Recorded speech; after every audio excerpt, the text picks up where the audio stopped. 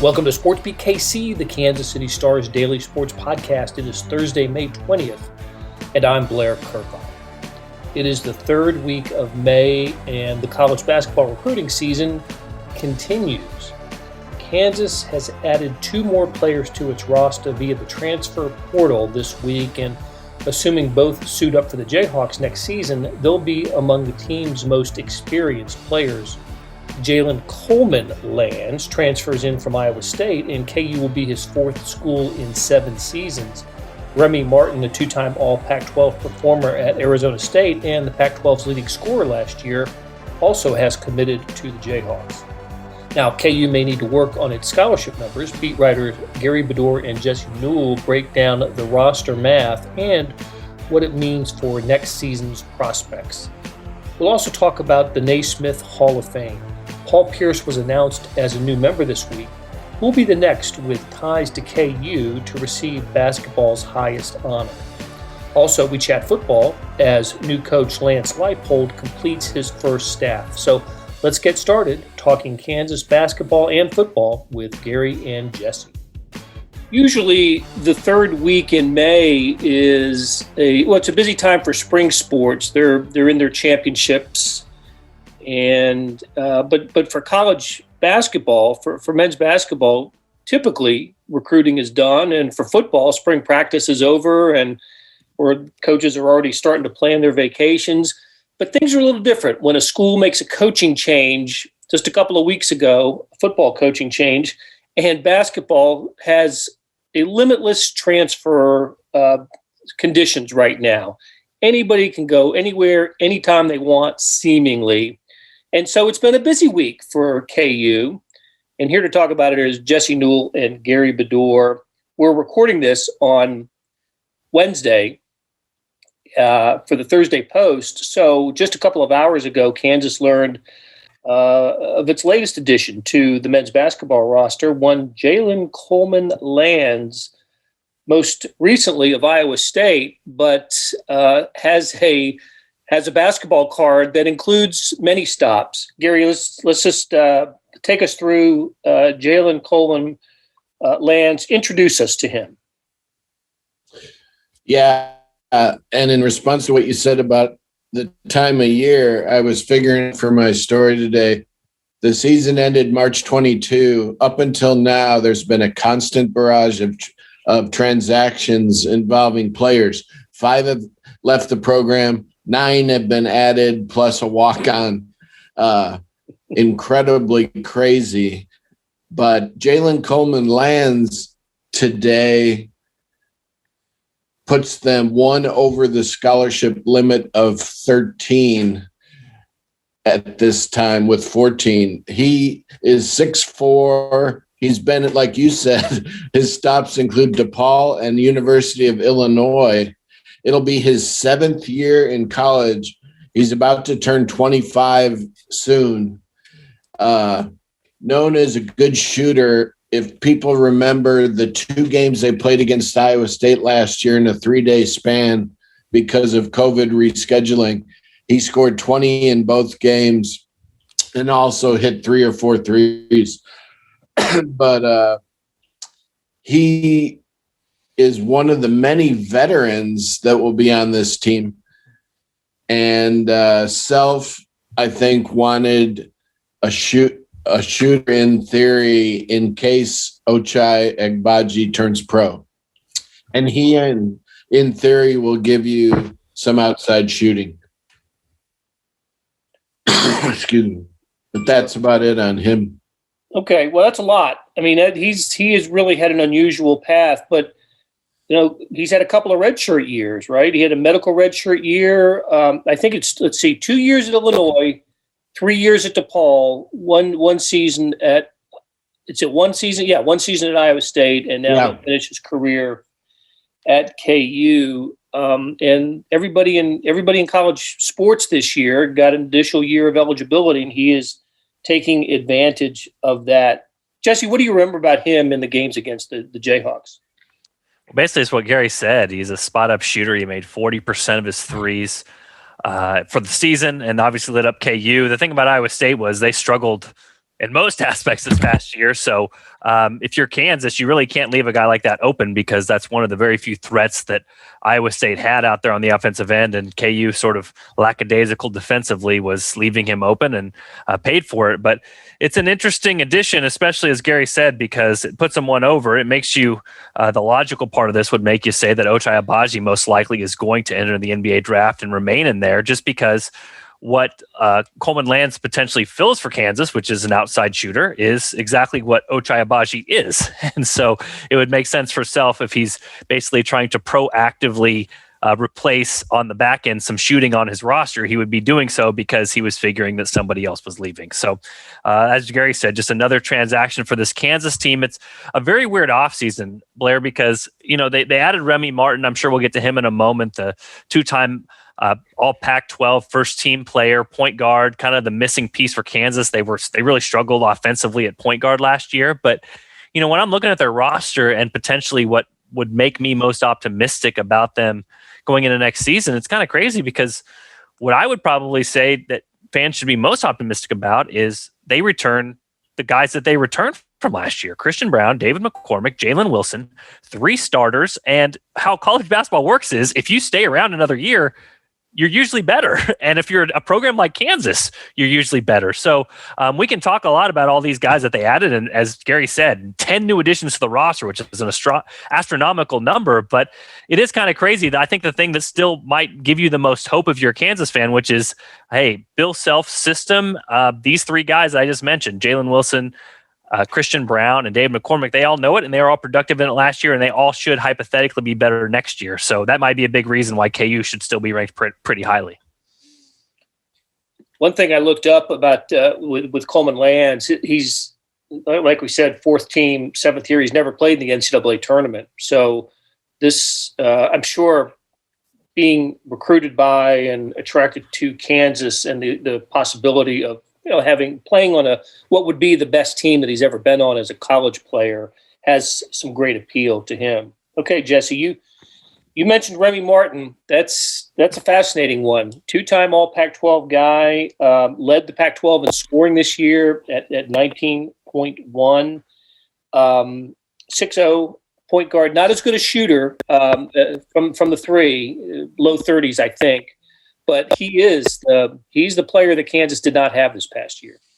Yeah, I mean, if you want to talk about like a missing piece, KU tried to play Marcus Garrett at the point guard last year. It just didn't work out as they anticipated. He wasn't great scoring end of clock. He wasn't great creating for himself. He wasn't as good of a passer as he was the year before in pick and roll settings, especially without Udoka Azubuike in there, and instead playing with David McCormick. So, Remy Martin, speaking of guys that have lit up KU, his freshman and sophomore years, he lit up KU pretty good as the Sun Devils beat Kansas in both of those years. 1 game at Allen Fieldhouse, 1 game down there in Tempe when Kansas was number 1. But yeah, he can create his own shot. He can get a shot off the dribble. He was 35% from 3 last year, so improving in that area.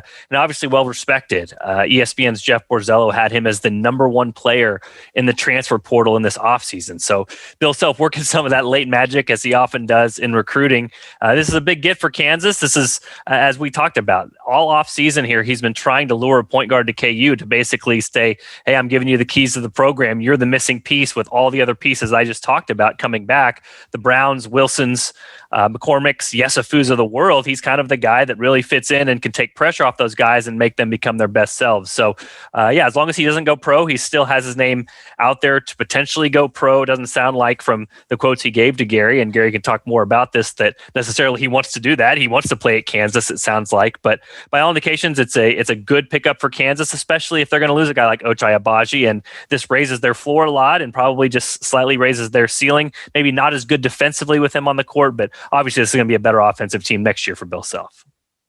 Yeah, Gary, I was reading some stuff right when it was announced that he was going to transfer, and it was like a coin flip, NBA or college. But after reading your story and you talked to him, boy, it sounds like he would be excited about the prospect of playing at KU. Yes, he said that it's kind of strange to be hoping you don't make it in the league. But in his mind, he'd like to come here a year and experience this. And they all seem to want a long tournament run if KU gets in the tournament because of the NCAA thing. So, he did say that he was going to do the draft, put all of his effort into that, but he'd like to come here. Yeah. I had scribbled down in my notes here that going back to Coleman-Lands for a second, like Missouri and Kansas State, who traded players, KU and Iowa State did the same, right? With Tristan and Aruna going to the Cyclones.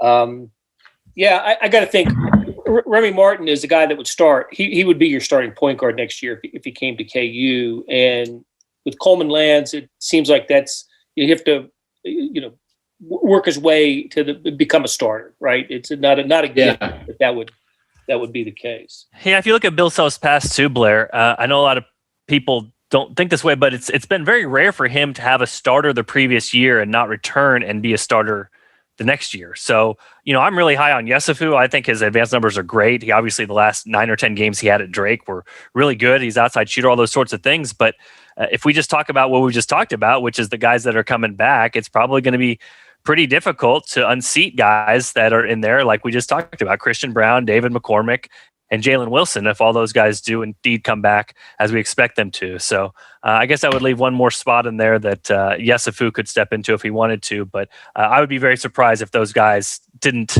or if those guys relinquish their starting duties, just because, like I said, with Bill Self and the trust he has in previous starters, it would be very surprising if those guys did not earn those jobs back again, at least at the start of next season. Sounds like there's going to be a lot of summer ball played on the Allen Fieldhouse court in June, July, and August. Well, Gary mentioned the 13 scholarship players. They're actually at 14 because Mitch Lightfoot's is a free scholarship. And then, now they're at 15 basically because they're going to have to get rid of somebody to add Coleman-Lands. So, I say this a lot. Basketball, you don't need 14 guys. You don't need 13 guys. You need about 8 or 9. And Bill Self always seems to limit his rotation to 8 or 9. So maybe he'll make them go out there and run a bunch and get a couple guys injured too. I know that's knock on wood, but it is crazy. I know we have said it a lot around these parts and saying, oh, this is the deepest roster Bill Self's ever had, yada, yada. Gary, you can correct me if I'm wrong. I think this one takes the cake. I can't remember 1 through 14. And obviously they don't usually have a 14, but 1 through 14 being guys where they would mostly start at the mid-major and up level. This is probably unprecedented in the Bill Self era, the way he has loaded and then reloaded and then reloaded his roster this offseason. Okay, and this has happened. A lot of it is happening because the recruiting game has continued into, at post NCAA tournament into April, May, and Kansas was involved with a couple other guys, Gary, including a top freshman. We've talked about him, Ty Washington, and another guy we've talked a lot about is the Georgia guard, Severe Wheeler. Turns out he went to a K and a U, but not the KU that we're more familiar with. Yeah, I think as far as Wheeler goes, when Remy Martin possibility was emerging, I don't think that broke their heart that he went to Kentucky. His shooting percentage, his stats weren't as good, and Remy Martin, of course, was a preseason All-American. But as far as Ty Washington, top 10 player now, Kansas wanted him at the point, and he chose Kentucky. So that was a loss to Kentucky. And the Wheeler thing was a loss because KU was on his final list. But in reality, I think that worked out to where Bill Self prefers what he's got. Okay, sounds good. Let's take a break, guys. Got a little more basketball to talk about when we come back, but I also want to get into football. Hey, it's Blair. We have a special subscription offer for SportsBeat KC listeners, unlimited digital access to the Kansas City Star's award-winning sports coverage. Sign up now for 1 year of Sports Pass for access to all the sports news, features, and columns presented on the kansascity.com site, and it's only $30. That's a 40% savings off our regular rate. Your subscription will automatically renew after the initial term at $50 unless you tell us to cancel. Your subscription helps support the sports coverage of KansasCity.com and the Kansas City Star, and that support has never been more important. Please visit KansasCity.com/SportsBeat KC offer to get this special offer. And as always, thanks for listening.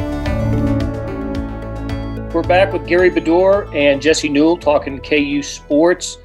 Earlier, it said it was a busy week for Kansas sports, and that started on Sunday with the announcement that Paul Pierce is a member of the latest class inducted into the Naismith Memorial Hall of Fame. I think it's very deserving. In on the first ballot, he was a great player, NBA Finals MVP in I think it was 2008 when the Celtics won. Spent almost his entire career in Boston. Did he leave as the Celtics career scoring leader? Number 2. Is he 2 behind? Is it Havlicek? Yeah, I'm not sure, but I think that is right. Okay, and doesn't he have his number hanging in the rafters there? Yes. So definitely one of their all-time greats, and he does have it hanging there. Yeah. Yeah, accomplished professional player, All-America at Kansas in 98. He should have made it in 97, but didn't. But so that we've talked about it before, Gary. That Pierce would when he was nominated, we talked about his qualifications and everything. So I threw it out there a couple of days ago, hoping maybe it would maybe jog something. It seems like everybody who can be in the Naismith Basketball Hall of Fame from Kansas is in it. Yeah. And I'm not sure who's next, who would be next. There's just not a current NBA player right now or a coach, unless I'm missing somebody who went to KU graduated from KU as a coach. But at least no time soon in the next few years, I think, are we going to see a former Kansas player or coach in the Naismith Hall of Fame. Could you come up with one, Gary? Did you think of anything? No. Gary's got one. Give it to him, Gary. You got one. All right, Gary, bring it. Maybe R.C. Buford. Build 5 San Antonio Spurs titleists. Yeah, he did. Is that how many times they've won it? 5? Yeah, Tim Duncan. Yeah, Tim Duncan's won 5. So, and he worked here under Larry Brown, and of course, KU, if it wanted to, could play Popovich because there it is. He worked 1 year on sabbatical from Pomona Pitzer on Larry's staff. You got to claim Popovich. Absolutely. If you're Kansas, you're grabbing Naismith, you're grabbing Dean Smith, you're grabbing everybody. You got to grab Popovich. He's part of the family. Well, he was part of the amazing run of coaches that came through Kansas in the Larry Brown era. It's incredible. Not to mention Bill Self and John Calipari, Alvin Gentry, part of that too, I believe, and incredible coaching talent in Lawrence from in the mid 1980s. So, okay, those are good ones. And I think they are. Buford would have to get in as a contributor, I guess, right? Not as a coach, and would have to be a contributor.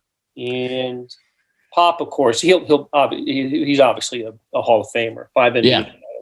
It's weird bringing up that conversation, Blair, because I think the first place that me and Gary's minds went to, and this speaks to your point, which is it might be a while, was Joel Embiid.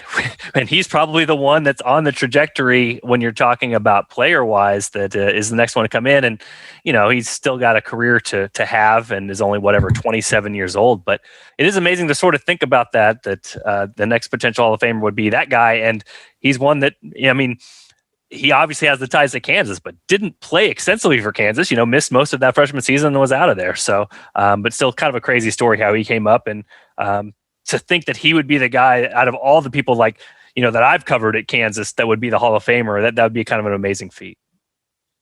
Joel Embiid had a couple of just incredible games for Kansas in however many he played, 24, 25 games that year. I remember he went up to Iowa State and was incredible. And Fred Hoiberg said after the game, that he couldn't believe how good he was. And this was before he was really established as a guy who you would think is going to be a college star. And then it wasn't a game; it was a move that he made at Sprint Center against New Mexico or New Mexico State. It was New Mexico. He did the dream shake. Yeah. First time we'd seen it, it's like, okay, this guy might be okay. He might be okay. All right, let's talk a little football. It's a busy time. I did a podcast in Texas, and earlier today, they all wanted to know about KU football. It's a curiosity, and all about Coach Liepold and what they did with the staff. We haven't talked since Leipold sorted out the staff. Jesse, I thought the symmetry is pretty cool, right? 5-5.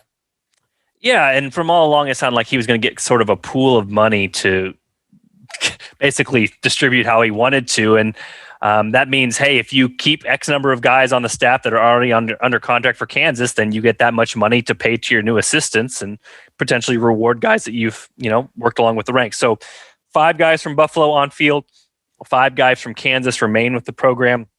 He also just recently hired Rob Ianello to be the general manager for Kansas football. Rob Ianello should be a familiar name to KU football fans. He actually worked on field for Kansas under Charlie Weiss. So this is his second stint at Kansas, but he's going to be off field kind of organizing, doing everything in that role. And kind of fascinating to hear the general manager term. We hear that in baseball and football professionally all the time. I haven't heard that as much in college football, but I'm sure it could be something that could be a trend of the future just based off of how much needs to be organized in that particular role. But the ones to basically know most off from coming from Buffalo, offensive and defensive coordinator, Andy Kotelnicki, the offensive coordinator, a young guy, energetic. We got to see him in a press conference setting, kind of has the makings of a future head coach, really personable, upbeat, talks fast, and, kind of really excited about what he wants to do. And then Ryan Borland, I wrote about him today in the Star, the defensive coordinator. Very interesting story. He actually was Baker's defensive coordinator back from 1991 to 93. Was trying to help his old rival from Wisconsin out way back in the day at Baker. Kind of shuffled through some things, figured out a way to get him up to Baker to clean the locker room, clean the field, and then be a part-time coach. The guy turned him down, but that ended up the buddy he was talking to at the time back in 93, 94 was Lance Liepold, who now is the head football coach at Kansas. So crazy how these things come full circle now. 15 miles down the road, they are the head coach and defensive coordinator at the University of Kansas. But that, along with Chris Simpson, linebackers coach, he's getting paid $380,000. Is going to be the recruiting coordinator as well. I know they're very high on him. And Brian Borland said that he's kind of the right-hand man when it comes to defense. Jim Zabrowski is the quarterbacks coach coming along from Buffalo. And then Scott Fuchs, a well-respected offensive line coach. And a lot of fans, I think, wanted KU to go triple option, but what Buffalo did in leading the nation in rushing yards per carry last year, they went to what's called a wide zone scheme. It's a little bit different than a lot of teams do, but Scott Fuchs has been part of that magic on the offensive line to kind of teach those guys how to run it, and they kind of have something they've been working on for a few years now, him and Kotelnicki, the offensive coordinator, and it seems to work and kind of gives a different wrinkle, kind of like a different triple option that a team would face. So look for Kansas to run the ball quite a bit early on, and they preached a lot about both offensive and defensively, getting great effort and doing simple things over and over again, not overcomplicating things and just kind of out executing your opponents and doing so with great effort. So we'll see if that translates on the field for Kansas. It'll probably at least take a year or two, but that's sort of the highlights of the new staff for Kansas, along with those guys they kept. The main guy they kept that people will know, Emmett Jones, who was the interim coach for Kansas in this spring, and he will remain as receivers coach and obviously very popular with the players. I'm glad you pronounced Kotelnicki. I wasn't 100% sure on that. Hey, we spent a lot of time talking about the transfer portal for basketball.